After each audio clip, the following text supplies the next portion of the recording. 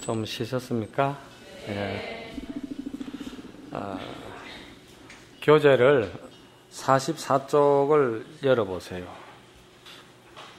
어느 날 한 손님이 뗄나무를 사고 해능을 데리고 관숙사에 가서 손님은 나무를 가져가고 해능은 값을 받고 문을 나서려 하는데 마침 한 손님이 금강경 읽는 것을 보았다.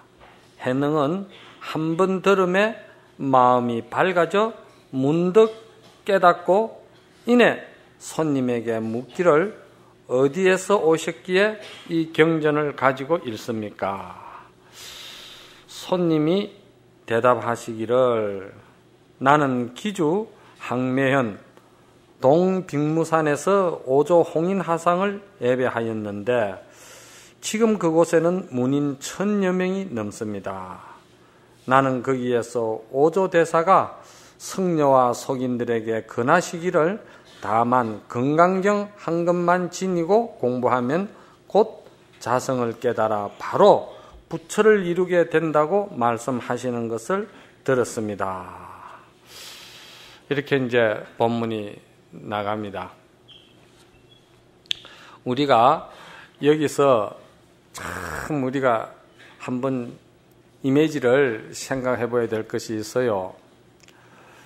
이 육조 스님이 이 스님을 만나지 않았으면 어떤 삶이 지속이 되었을까? 어떤 생활로서 인생을 살았을까? 이걸 한번 생각해 봐야 되는 거예요. 참 인연이라는 것이 이거 정말 그 볼품없는 무지랭이 한 그 나무 팔아 사는 총각이 어느 날 이 선사를 만나서 선지식과 인연이 될 수 있는 기연을 만들었다는 거. 이게 그냥 이루어졌겠어요? 물론 육조스님이 평소에 참 이 정법을 알려고 하는 그 마음에 아주 깊은 그 갈망이 있었겠죠. 그래서 이제 시절 인연이 잘 이제 도래가 됐죠. 그래서 저번 시간에도 말씀을 드렸지만은 육조 스님은 사실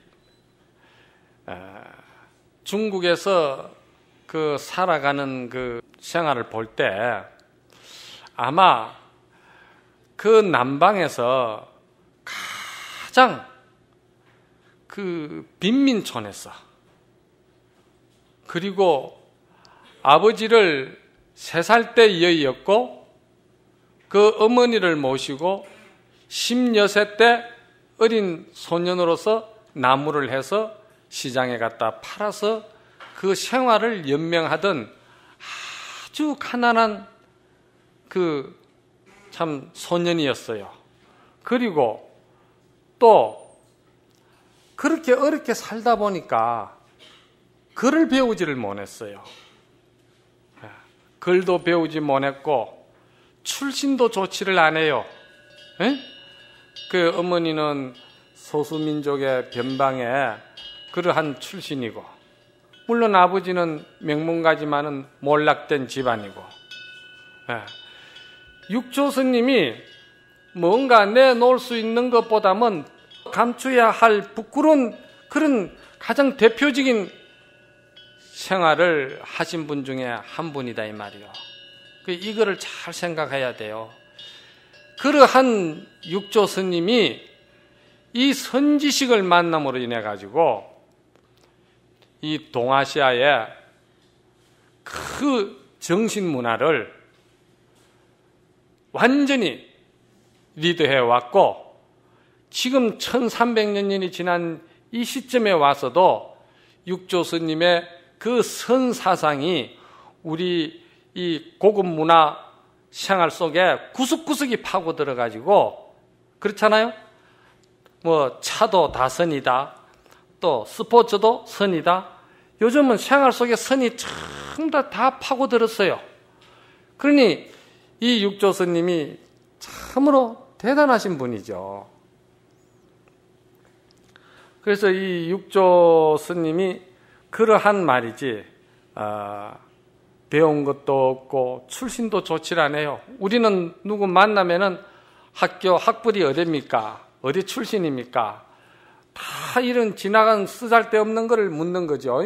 그러나 실제로 중요한 것은 현재 그 사람의 정신이 살아있느냐, 또 어떤 인성으로서 어떤 생각으로서 현재 살아가고 있고, 또 생명세계에 또 살고 있는 그 사회에 어떤 마음으로 참여하고 있고, 많은 사람들에게 얼마만큼 공익을 위해서 헌신하고 있느냐, 이런 것은 거의 찾아보지를 못하고 항상 그 지나간 거를 들추어 가지고 우리는 평가하는 그런 그 속성에 젖어가 있을 때, 육조 스님이 만약에 지금 이 시대에 같으면은 그 개천에서 용난다 소리 할 수 있겠어요? 요즘 시대 같으면은 이게 참 어려운 이야기라. 육조 스님 같은 경우에는. 그래서 이제 이러한 스님이 이제 선지식을 만나서 이제 홍인대사를 찾으러 가는 이런 내용들이 여기에 이제 적혀져 있어요. 그랬을 때 이제 혹 학자분들이나 이런 분들은 육조 단경이 너무 드라마틱하기도 하지만은 좀 픽션 소설적이다, 이제 이런 이야기들도 하거든요. 그 틀린 말은 아니에요. 왜냐하면은 육조 스님께서 이런 이야기를 물론 스승 제자 간에 인간적으로 나 그렇게 살아왔고 또 그렇게 어려웠던 이야기도 할 수도 있겠죠. 그러나 대범사에서 막 1만여 명의 그 청객을 앞에 모셔놔 놓고서는 법문할 때 이런 소소한 이야기를 다 하지는 않았을 거 아니에요. 그렇죠? 그런데 이거는 이제 육조 스님을 사상을 기리는 그 후대의 그 제자들이 아주 좀 이렇게 드라마틱하게 재밌게 이렇게 이제 넣은 것이 이게 무슨 큰 문제 되는 건 아니에요. 중요한 것은 육조 스님이 말씀하신 진정 그네들이 원하는 남종의 종지가 무엇이라는 그 자체는 여기에 살려져가 있으니까 그 남종 종지, 그 정견을 알면 되는 것이지, 여기에 내용적이 뭐가 이렇게 좀 소설 같다고 해서 이 육조 단경의 가치가 떨어지는 건 아니다 이 말이에요. 또 제가 이런 이야기를 하면은 특히나 우리 이제 학인 스님들께서는 육조 스님 같이 난 놓고 기억자도 모르는데 그 뭐 견성오도 하셨는데 우리 이렇게 더운데 이 땀 흘려가면서 그 까만 글자 새겨가면서 한문 그 새기는 게 얼마나 힘들어요. 물리 얻는다는 게. 이렇게 우리가 공부할 필요가 있을까? 이런 또 생각을 할 수도 있어요. 그런데 이거는 참 중요한 것이니까 잘 들어야 돼요. 여러분들이 심적시불이라는 이 남종의 종지를 들어서 오로지 마음밖에는 법이 없는 것이고 자성의 마음을 스스로 깨달아서 자성의 중생을 제도한다. 이 종지 하나에 여러분들이 몰두해서 참 정진해서 도노견성을 하신다고 하더라도 여러분들이 앞으로 스스로 혼자서 그 소승의 열반을 즐기듯이 그렇게 삶을 살 수는 없지 않느냐 말이야. 본래 이 사상은 대성보살도의 정신을 바탕으로 해서 이 종지를 살려낸 것이기 때문에 우리는 반드시 공부를 해서 심안이 열리게 되면은 많은 사람들에게 이 법을 전법을 해야 돼요. 전법을 해야 되는 거야. 그런데 그 전법을 하는데 참 중요한 것이 학문이 중요해요. 학문을 많이 알아야 돼요. 예를 들어서 여러분들 된장찌개 하나 끓이는데 된장찌개 끓이는데 주 원료가 된장이거든? 그렇잖아요. 그러면 그 고지식한 사람은 도노했다 하더라도 오로지 그 종지만 탁 들어가지고 된장 하나만 물 부어가지고 끓여가지고 내놓았을 때 누가 그걸 먹겠어요? 너무 단순해가지고 이 다양한 중생들의 근기에 맞춰서 화려하게 법을 자유스럽게 폐지를 못하는 거야. 그냥 만나는 사람마다 공부하면 참 좋다. 좋으니까 해봐라. 그래가지고는 안 된단 말이야. 그래서 그것이 여러분들이 지금 하고 있는 이 학문 공부가 굉장히 필요한 거라. 그 된장 하나를 끓이더라도 거기에 갖은 양념을 다 넣고 모양이나 모든 것이 다 거기 갖추어지는 접시나 상, 차림이나 이런 것이 다 어울려졌을 때 그때 그 된장이 맛도 아주 이 맛이야. 그런 맛이 나고 또 상품가도 올라가고 그런 것이 모두가 올라가는 거야. 그러면서 여러분들이 갖추는 게 있는데 그게 뭐냐면은 그게 복이라는 거야. 참 이 복이 중요한 거야. 정말 도만 가지고 산다고 생각하는 것도 장한 일이지만은 이 사바세계는 복이 있어야 돼. 우리가 도 닦는 거는 공덕이거든. 내 마음의 변화를 일으켜서 내 자성의 불성을 드러내는 건데 사실 그 불성을 드러내면 옳게 드러내는 것은 그거 복회가 구족이지. 그러나 그 복회가 구족이 되려면은 우리가 학문도 같이 겸해야 돼. 선이라고 해서 학문을 배제하고 학문하는 사람은 선을 또 너무 논리성이 없이 허공에 뜬구름 잡는 식으로 이야기를 한다. 이렇게 서로가 어울림이 되고 서로가 융화가 되지 아니하는 그런 배타가 아니고 서로가 서로를 받아들이는, 예를 들자면은 선이 그 논리성이 부족한 것은 학문으로 인해서 그 논리성을 갖다가 잘 좀 갖춰주고, 또 학문은 실천 수행, 실천이 부족한 것을 선에서 실천 사상을 받아가지고 그 학문에다가 그 실천 수행을 잘 이렇게 하고 관념에서 머무는 학문에서 벗어난다 이 말이요. 그랬을 적에 이게 이제 선과 교가 이렇게 일치를 이룰 때, 그럴 때 바로 복도 겸하고 해도 겸하는 거요. 지혜도. 왜? 세상 사는 중생들에게는 아주 근기가 다양하기 때문에 그 다양한 근기를 맞추어서 다 이렇게 법을 필 수 있는 것은 글이 보배야. 책도 많이 봐야 되고, 나는 책 많이 보라고 그래요.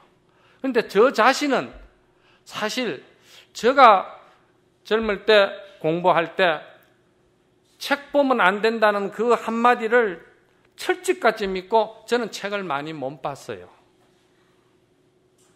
그런데 지금에 와서 이제 이렇게 강의도 하고 이럴 때, 요즘에 와서 이제 섣달 근무날 저녁에 다락에 올라가서 공부한다 하잖아요. 머리 안 좋은 사람들이 주로. 요즘 와서 이제 책을 좀 보려고 하는데 그 책 머리가 잘 안 들어가거든. 그래서 그러잖아.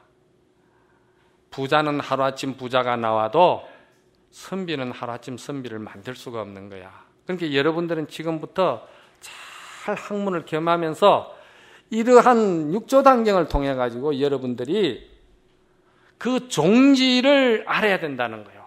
종지를 알고 정견만 바로 서면은 학문을 하면서 경을 보면서도 이것이 해안이 통토가 된다는 거예요. 출근할 때 항상 그러잖아요. 열려버리는 거야. 염불을 하면서도 염불을 하는 그 자체가 이 원통문이 열려버리는 거야. 능엄경에 그렇게 나오잖아요. 염불을 하면서 염불을 하는 소리를 자성의 간음이 듣는다고 그랬잖아.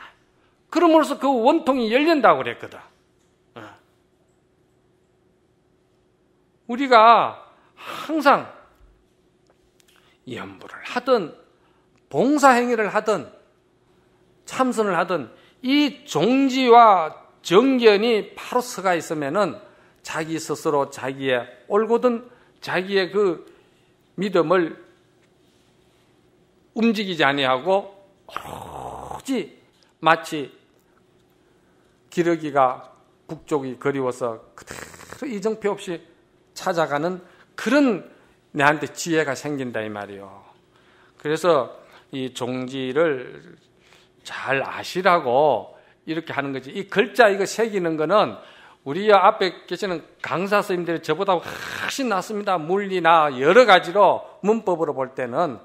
그러니까 저는 와서 종지만 잘 정리해 드리겠습니다. 그래서 이게 덕이본에는 보면은 육조 스님이 이 스님을 만났을 때 무슨 이야기를 들었냐면은 무소주하여 이생기심하라 이 문구가 나옵니다. 덕이본에는. 그런데 이 최초의 도낭본에는 지금 그런 내용들이 빠져가 있어요. 그 뒤에 이제 그것이 첨가가 됐다고 봐야 되지. 왜 첨가가 되었을까요? 좀 더 구체적으로 쉽게 드러내기 위해서 그거를 이제 첨가했다고 봐야 되겠지. 그래서 마땅히 머무는 바 없이 그 마음을 내어라 한 것인 저번 시간에도 내가 말씀을 드렸듯이 머무는 바 없다는 것은 그 무주를 말하는 것이죠. 금강경의 가장 근본 골격이 되는 사상이 육조 스님은 금강경 서문에서 무상으로서 채를 삼고 무주로서 종을 삼고 그리고 묘유로서 본을 삼는다고 그랬잖아요. 그래서 여기서도 말했듯이 무주라는 것은 아무 짝이 없다는 겁니다. 걸림이 없다는 것이거든. 무주는. 그러니까 그건 무슨 자리겠습니까? 여기서 말하는 무라는 것은 양변에 걸리지 않는다는 이야기고, 양변은 분별심을 말하는 것이죠. 그리고 무라는 것은 본래 그 자리에는 중생이 없다는 것을 말하는 것이고, 그 무에는 여러 가지 뜻이 있어요. 무자 하나만 가지고도 여러분이 논문을 써도 쓸 수가 있는 거예요. 그 무에는 반드시 어떤 상황에 부딪혀도 그 자리에는 물드는 바가 없다는 거. 이런 거는 이제 여러분들이 철염상정이라고 그러잖아요. 응? 연꽃에 비유해서. 그게 다 우리 본래 본성, 인성에다가 다 비유를 한 거예요. 그리고 거기에는 그런 것들이 없다 이 말이야. 그런 것이 없이 그대로 생활에 임한다는 거예요. 그 임한다는 것이 무주라는 말이나 이제 한 100년 이상 내려가면은 마조 스님대로 내려가면서, 그러니까 마조 스님 같으면은 육조 스님의 손상자잖아. 그렇죠? 손상자에 가면은 육조 스님의 적심적부를 평상심이 도다. 이렇게 이제 사상적으로 더 생활 속으로 끌어들여 버리는 거예요. 그리고는 또 그 밑에 제자로 내려가서 임재스님 같은 경우에는 무의진인이다. 그 자리는 점차도 없고, 그 자리는 계급도 없고, 그 자리는 그대로 선도 악도 초월한 오로지 진인이 있을 뿐이다.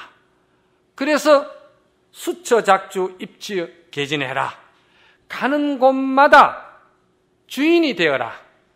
주인이 된다는 것은 이게 오로지 모든 분별과 중생 식심 이런 것들이 욕심이나 탐심, 이러한 차별심, 이러한 이기심, 이런 중생들이 가지고 있는 찌꺼기 같은 것들은 일체 다 없는 거예요. 주인이 된다는 거는. 주인은 자유로운 거야. 주인은 누구에게 눈치 볼 일이 없어. 주인은 누구에게 의지할 일이 없어. 자기에게 의지할 뿐이야. 종은 주인에게 의지해야 되고, 종은 주인에게 눈치를 봐야 되죠. 중생은 그렇다 이 말이야. 그러나 주인이 되면은 의지할 일이 없다 이 말이야. 그래서 가는 곳마다 주인이 된다. 그 주인이 하는 일은 입처가 다 개진이다. 다 그대로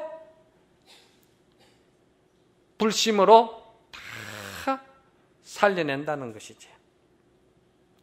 그래서 응무소주는 진공자리, 무주는 진공을 말하는 것이고, 거기에서 이생기심은 묘유를 말하는 것이고, 그거는 평상심으로 표현을 해도 된다. 그래서 항상 무심과 평상심을 잘 우리가 이렇게 관할 줄 알아야 돼. 경전을 보더라도 항상 여러분들이 이렇게 봐야 돼. 이거를 관심석이라고 그래. 볼간자, 마음심자, 풀석자.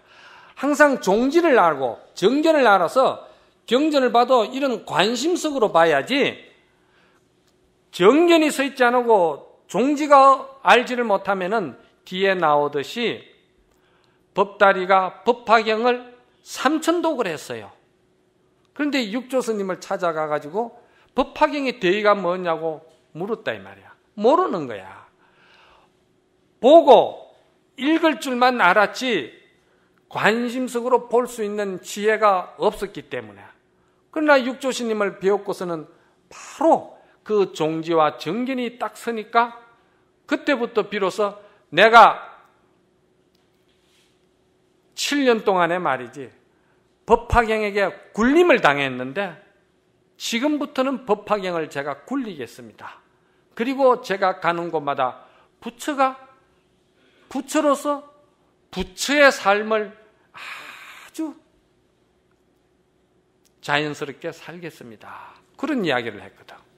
그래서 이 종지정견을 여러분들이 잘 아셔야 다른 경전을 보더라도 여러분들이 관심석으로 잘 지혜가 들어가는 거요. 그래서 이제 이 스님을 만나가지고 물었더니 역시 이제 오조산 항매연에 홍인 스님이 계신다. 그래서 저도 여기를 가봤습니다. 갔더니 동쪽에는 홍인 스님의 해상이 있고 그 산 너머에는 사조 도신대사의 사조사가 있더라고요. 근데 아주 절이 우리 지금 해인사 절보다도 커요. 예. 그러니까 여기에도 지금 그 대중이 말이죠. 1000여 명의 대중이 살았다고 그러잖아요. 근데 중국에는 사실 한 절에 1000여 명 대중 산다는 게 믿기질 않아죠. 제가 그 중국에 갔을 때 마조 스님의 그 행하도량을 찾아오면서 개운사를 들리면서 어느 스님에게 물었어요. 여기는 법회 때 신도님들이 한 얼마나 오십니까? 그러니까 보통 법회 때 한 4만 명 가까이 온다는 거예요. 그래서 중국 사람들이 우리가 여행 왔다고 좀 풍을 때리는구나 그랬어요. 그래서 이제 버스를 탔는데 그때 범의사에 있는 스님이 한 분이 늦게 소식을 듣고 인사로 이제 우리 버스에 올라왔는데, 그래서 물었어요. 정말 여기 법회 때 사람들이 그리 많이 옵니까? 그러니까 도시락 티켓을 나눠주는데 보통 4만 개 정도 하는데 거의 다 나간다고 그러는 거예요. 그러니까 그만큼 대륙입니다. 그거는. 예. 그래서 스님네들도 그러니까 한철 선방에 살면은 700대중이 살면은 같이 살았어도 같이 살았는 줄을 모른다는 거예요. 예. 그만큼 이제 큽니다. 그래서 육조 스님이 그 이야기를 듣고서는 거기서 이제 이 오조 홍인대사를 칭견하러 떠납니다. 그런데 여기 육조 단경에서 사상적으로 여러분들이 또 챙겨야 될 것이 있어요. 오조 홍인대사까지는 능가경의 사상으로 내려왔어요. 전해왔다요. 그죠? 전해왔는데 이 남종 종지가 되는 육조 단경에서 이 부분에서 금강경을 이렇게 드러내는 거예요. 그래서 이건 뭔 이야기냐면은 능가경 열애장 사상이 반야 사상으로 바뀐다는 거. 이거를 이제 보셔야 돼요. 그래서 열애장 사상에도 본래 우리가 불승이 갖추어져가 있다. 이런 이야기가 있지 않습니까? 그렇죠? 그 능가경에도 돈법과 전법을 다 말했어요. 경전에서도. 다 말했어요. 그런데 이제 열애장이 경전에 있다고 이야기한 것은 열애가 될 수 있는 종자, 씨앗이 있다.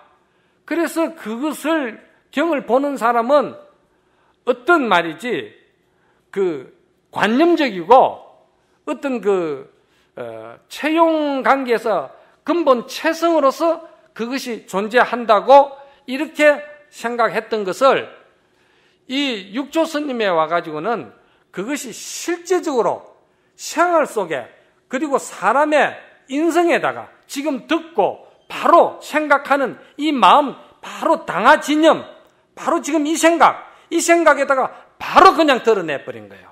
여기 이제 실제적인 실천 생활에서 끌어내는 거하고 경전에서 관념적으로 듣는 거하고 다르죠. 도생이 본래 불성이 있다고 해가지고, 그러니까 천재? 성불 못하는 천재도 성불할 수 있다고 도성이 이야기를 했거든요. 300 몇십 년대 인물 아닙니까? 그런데 그때 종단에서 그 도생이 파문을 당한 거예요. 부처님 경전에 없는 말을 했다고. 그런데 그 이후에 인도에서 대승경전 열반경이 중국으로 들어온 거예요.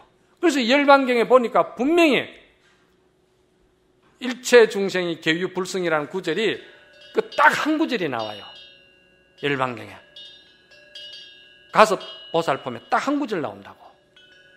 그러니까 그것을 보고서는 그때 비로소 도생의 말이 맞구나. 그렇게 된 거예요. 그런데 이제 육조 스님은 조계대사 별전이라는 또 그 책을 보면은 육조 스님이 오조 홍인대사를 배우러 오게 되는 동기가 금강경으로 인해서 들어오는 것이 아니라는 것이 또 한편으로는 또 문헌적으로 나와요. 그런데 이제 육조 스님의 사상을 기리는 제자들이 오로지 불승사상과 반야사상을 종합해가지고 이 대승 보살도를 실천할 수 있게끔 여기다가 딱 묶어버린 거예요. 정리해버린 거예요. 그 조계대사 별전에는 보면은 육조 스님이 홀어머니를 모시고 아주 어렵게 살았죠. 그래서 항상 이상적인 세계는, 부처님의 불심의 세계는 어디에서 찾을 수 있는가? 항상 거기에 그리워하고 동경하고 그랬죠. 그래서 어느 날 그 조계 마을을 지나가다가 어떤 처사를 만납니다. 그 처사가 이름이 이재락이든가? 그 처사를 만났는데 그 처사의 고모 되시는 분이 무진장이라는 비구니 스님이었어요. 강사였어요. 그래서 그 무진장 스님을 소개시켜줘가지고 거기서 무진장 비구니 스님 밑에서 열반경을 배웠다는 이야기가 있어요. 그런데 열반경을 한 며칠 보다가 그 육조 스님이 강의를 안 들으려고 했다는 거예요. 그래서 그러면은 너 스스로 이 경을 볼 수가 있느냐? 뭐 다 볼 거 있습니까? 바닷물 찍어봐가지고 짜오면 소금물인 줄 알면 됐죠. 그런 거예요. 그래서 열반경이든 모든 것은 사람의 인성 속에는 본래 부처님의 자비 성품이 다 갖춰지가 있다는 거, 그 믿음이 중요해서 그 믿음을 확실하게 가지는 사람은 상근기고 그 믿음을 확실히 가지지 못하는 사람은 하근기고, 그래서 하근기는 점차법으로 들어가야 되는 것이고 상근기는 돈업법으로 들어가는 것이다. 돈법으로. 그런 거죠.